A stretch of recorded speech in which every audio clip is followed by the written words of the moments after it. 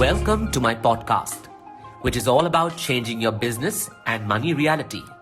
This is your master money coach, Dr. Gaurav Deka, and you are money. Hello, my friends. Today we have a transformational episode. It's called When You Choose to Have Money, You Change the World. So, what makes us not choose to have money?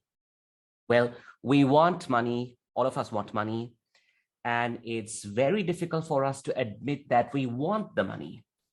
Of course, for various reasons. There is shame, there is guilt, there are these belief systems that wanting money or choosing to have money, it's going to make me feel greedy.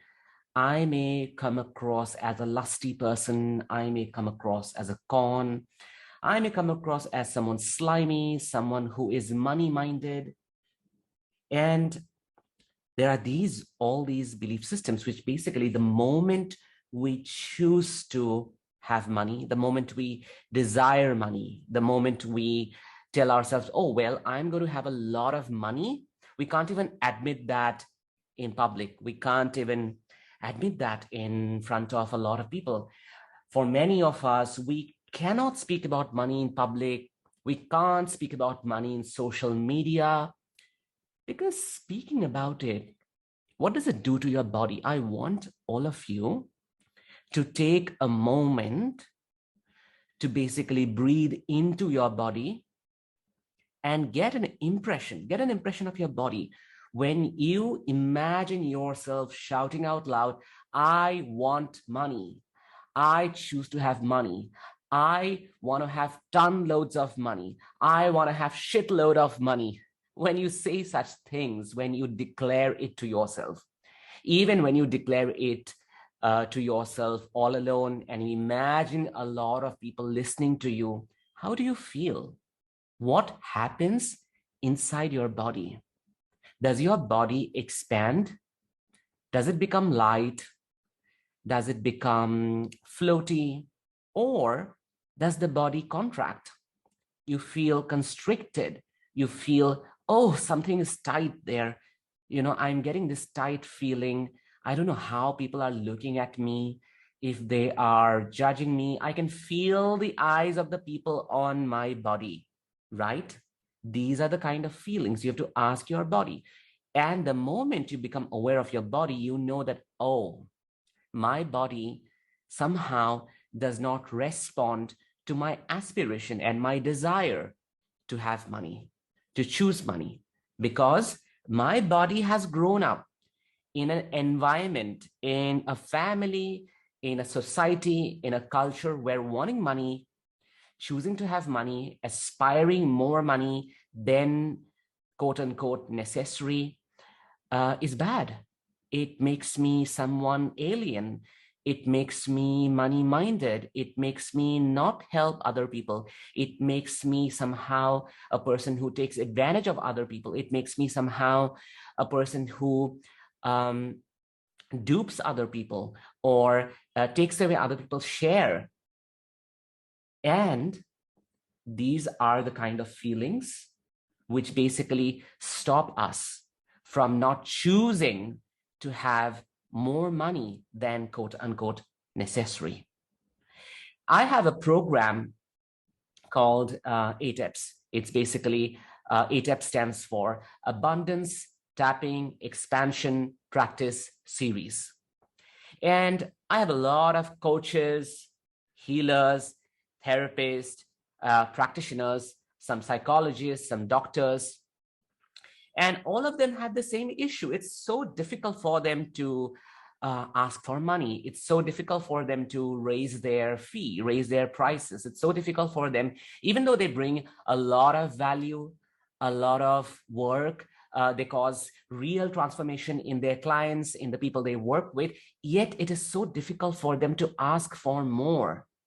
And sometimes even when their clients are willing to pay them, they still feel that, oh, doing this will make me, I don't know how my client is going to look at me. What if my client is going to look at me as a mercenary? What if I come across as an imposter? What if I come across as a con man? What if I come across as a money-minded therapist or money-minded coach? What if I come across as a quack instead of a legible, credible healer? And I tell them that these are different belief systems. These are different assumptions. These are different judgments. These are conclusions that you have borrowed and bought from the world you have grown up in, from the family that you have grown up in, from the society that you belong to, because somehow the family, the society, everyone around you make you believe that wanting for more money is going to make you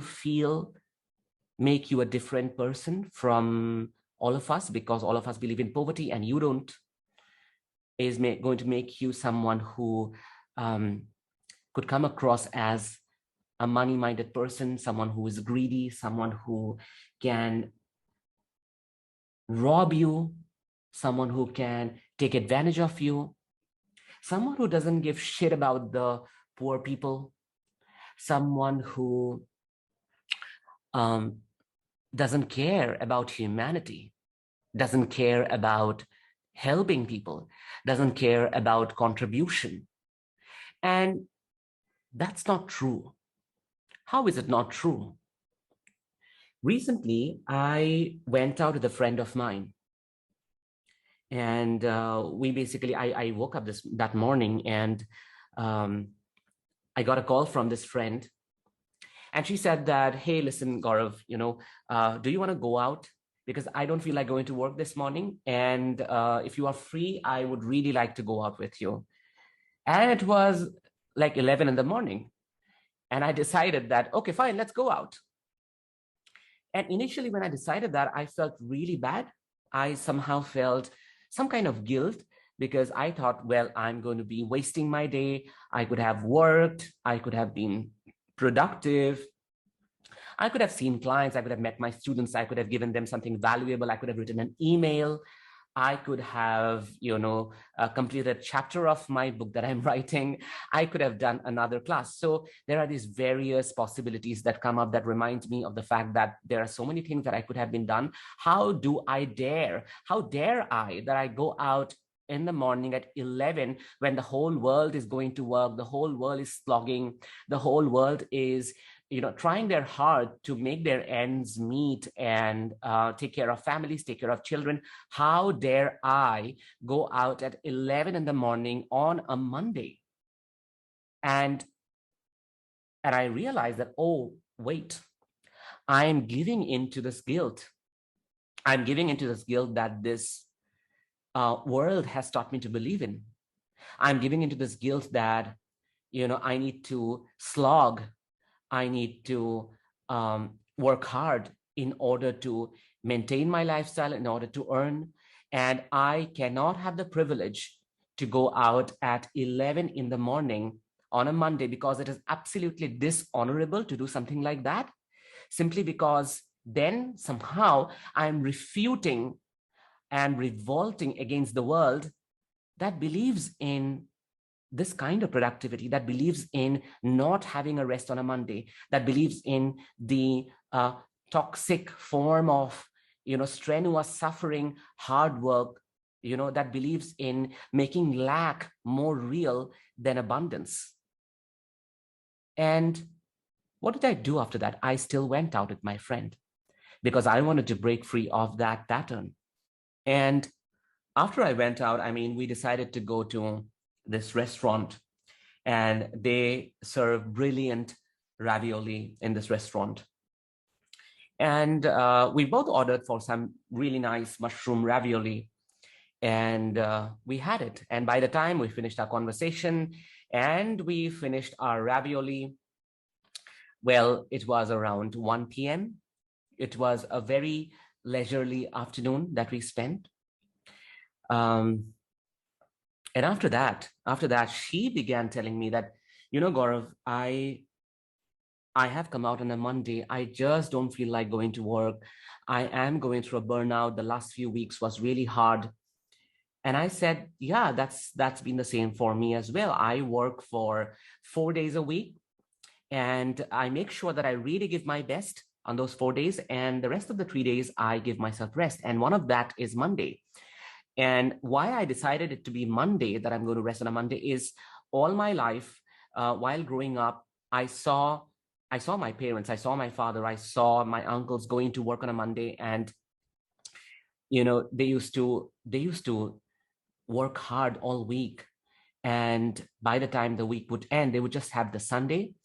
And Monday morning, everyone would be ready to go to work. Everyone would be up by, let's say, 6, and everything is automatic, And I saw that world, and I wondered that, what if I didn't have to do this?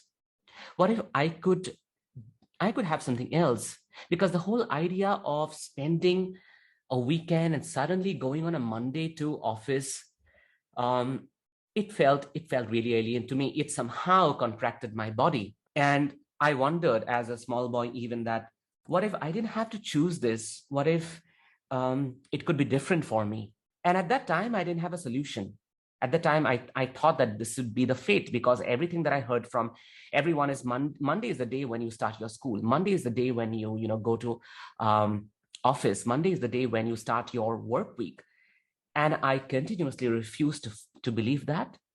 Of course, the more I refused to believe, the more I would feel guilty, because I'm not ascribing to how the societal system of how the week runs, basically, how the week should look like. What are we supposed to do on what day of the week? By the way, who decides that? Who decides which day I want to work? Which day can I be productive? Which day can I have rest? Who decides that? We give in to this systemic notion, to how the system has been functioning for years and years. We give in to it blindly, without ever questioning how we can change the system, not necessarily fight the system, how we can change the system by choosing something else that everyone else that we saw, including our parents, including our fathers and mothers, did not choose. So I did not choose Monday to be the day that I would go to work, while the guilt kept playing behind, somewhere in my subconscious, somewhere in my body. I still did not allow that guilt to take over me. So on that day, when I went with my friend to this restaurant and we had ravioli, I told her, because somehow I had this bulb going up in my head, and I had this great moment of insight and realization, and it's like this huge opening that happened in my head. And I said that, hey, listen, when you decide, when we decide to go out on a Monday and have ravioli, our simple desire to have ravioli on a Monday morning can actually contribute to the whole world. It can actually change the whole world. And she said, how is that? How is that possible? What are you talking about, basically? And I said that, listen, the moment you decide to come out on a Monday and eat in this restaurant and have this ravioli, your simple desire is to have ravioli. What you basically end up doing is you eat that food, right? And then whatever you pay, the amount of money you pay to the restaurant, that money, a part of it goes to the waiter, a part of it goes to the chef, a part of it goes to the owner of the restaurant, a part of it goes to the person who owns the mall where the restaurant is.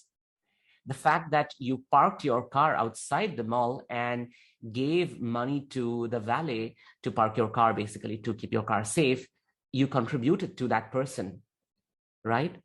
So sometimes, in fact, all the times, we think that our desire to have money is selfish, that we are being selfish people, that we are being greedy people, we are being lustful, right? We are self-centered and, in a way, narcissistic.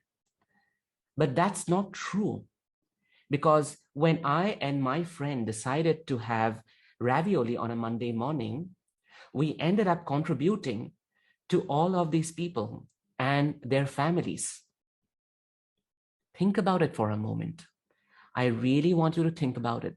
Every time when you have a simple desire to own something, to spend on something, to have something, and you can own it, you can spend it because you already have it. For example, if I did not come from a space of security that even if I don't work on this Monday, I have enough money to live my month, to buy my groceries, to pay my house rent, to enjoy, movies with my partner, to travel. I have all the money that I need to sustain my life in this month. And even if I don't work on that Monday, I know that I don't have to, which means I have money. I have enough money, right?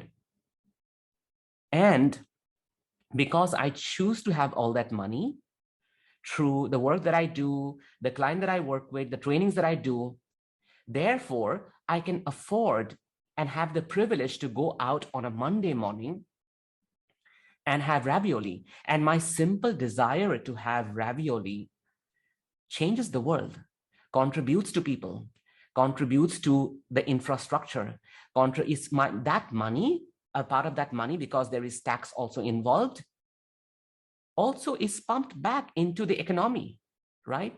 So my desire to have money contributes and gives back at so many levels that I don't even know. And I want all of you to think about having money from that perspective, from that point of view. Money is not a whole pizza. Money is not a pie. Money is not a cake that you have one piece and you pull out one piece and you have it, then the entire pie or the entire cake gets reduced in size, or someone else gets less than you get. That's not true. By choosing to have more money, you don't take away someone else's money.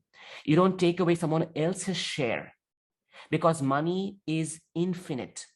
It gets formed, it gets printed, it gets produced in an infinite amount in the whole world. So when you choose to have money, it doesn't mean that you are snatching away, robbing someone, and unjustly taking away someone else's share, right? And so every one of us can have as much money as we desire. When you go through the guilt of having money and seeing people who don't have, and therefore you want to somehow surrogately suffer on their behalf by not having money, you give into not only the poverty consciousness, but you also make the whole, it doesn't serve any purpose, because you see how it is. For example, I am poor, you are poor, right? And I tell you, hey, I want some money for so-and-so, I want to buy this car. And you tell me, Gaurav, I don't have the money right now. I don't have any money, so I can't give you. You come up with the same request to me that, hey, listen, Gaurav, I really need this money, and can you give me, because I would have wanted to buy this, appliance that I was thinking about. And I tell you, hey, listen, I really don't have any money. I haven't made any money. I don't have money, and I'm unable to help you, right? So you are poor, I am poor.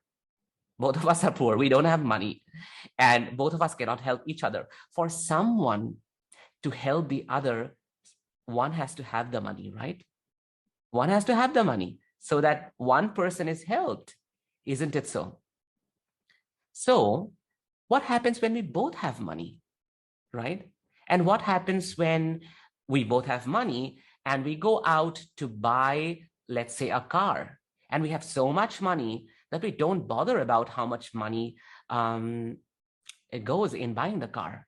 So I don't mind gifting you that car, and you don't mind gifting me that car, because that amount of money which is spent, right, be it $5,000 or be it $9,000 or whatever it is, it doesn't matter, because you have so much more. So when you choose to have money, you not only can help the other person, but you basically equalize this whole want and need, right?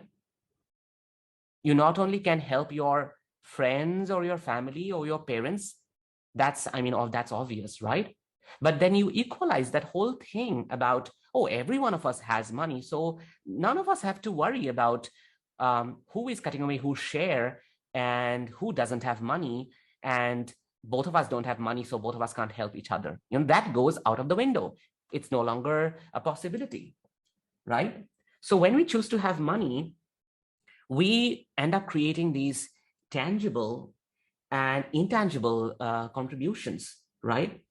We change the world tangibly and intangibly. When the intangible ones are, you definitely end up having an abundance mindset, which means you are no longer in a mindset of lack, right?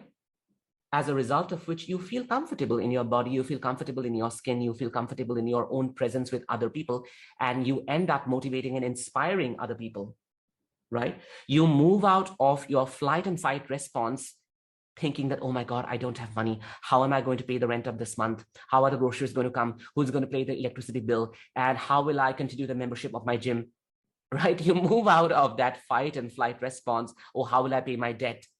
And when you are not in fight and flight response, you have a healthier life. You actually have a healthier nervous system when you don't have a fight and flight response. And because you, just like me, can go out on a Monday morning and have ravioli, or maybe choose to rest, or maybe go to a movie, or simply lie back at home and read a book, your ability to ideate and innovate and think of new ideas, think of new ways of changing the world, think of new ways of contributing to the world, think of new ways of coming up with a brand new entrepreneurial idea increases, because officially you can think better when you are not running around like a headless chicken with all these flight and fight responses, going off the roof, right? As a result, you innovate more. And that's the reason why I always tell people to rest. Choosing to rest is choosing to have money, because when you rest, you are able to create more. You can only create from a space of restfulness, from a space of lightness, and that you can have, that privilege you can have when you choose to have more money, right?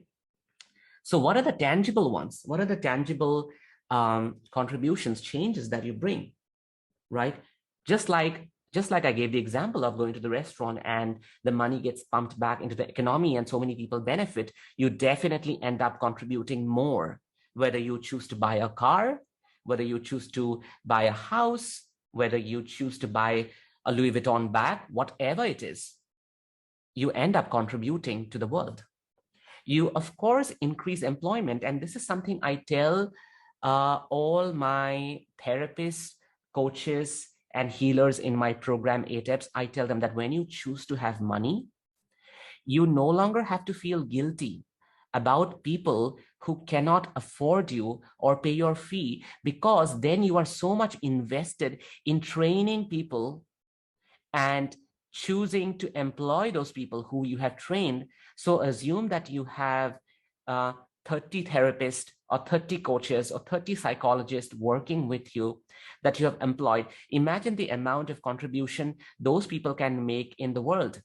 So when you think about serving 12 people and 6 of them you want to serve, let's say, pro bono, you can, of course, do that.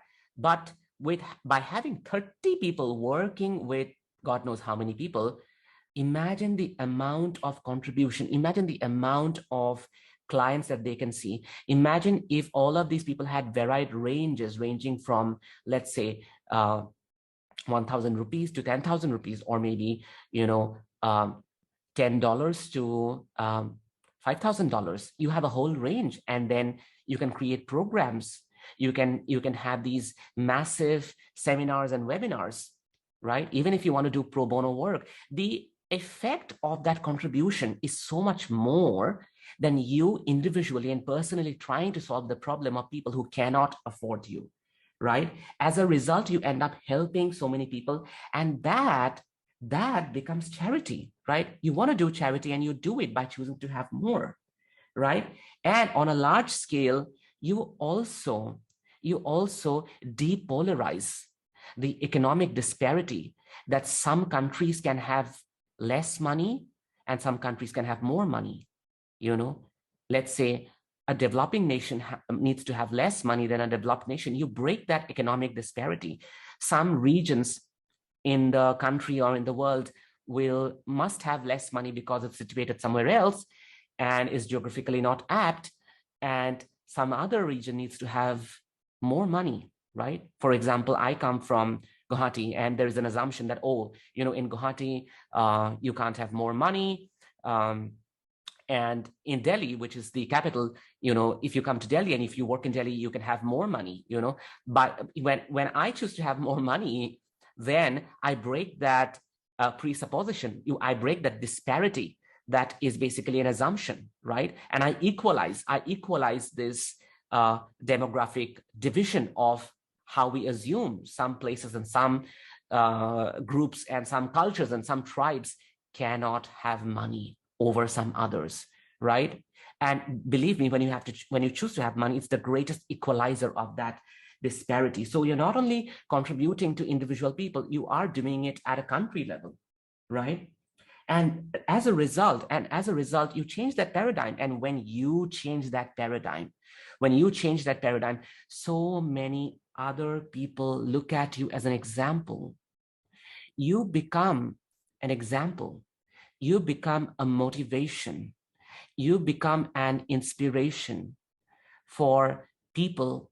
And they will wonder, and they begin to wonder, okay, if this is possible for this person, then maybe it's possible for us, because you inspire them.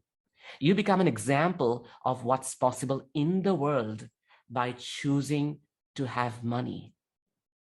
So this is what you do when you choose to have money, when money is not a pie or a cake for you that'll finish once one portion is taken out, when money is not a representative of the systemic guilt or the systemic shame or assumptions that it'll make you greedy, it'll make you lustful, it'll make you a robber, a con man, an imposter. But from today, I urge all of you, and I encourage you to look at money as a way by which you truly can change the world, as a way by which you truly can become an example to the rest of the world, as an example of someone who, by choosing to have money, contributes to this world wholly, beyond your own imagination. Okay? So, dear guys, dear friends, I leave you here today, and I'll talk to you next week. Thank you. If you enjoyed listening to this podcast and are willing to change your business and money reality, head to my free coaching community on Facebook called You Are Money. Link is in the show notes. And do not forget to leave a review on Spotify.com or Apple Podcast. Thank you so much.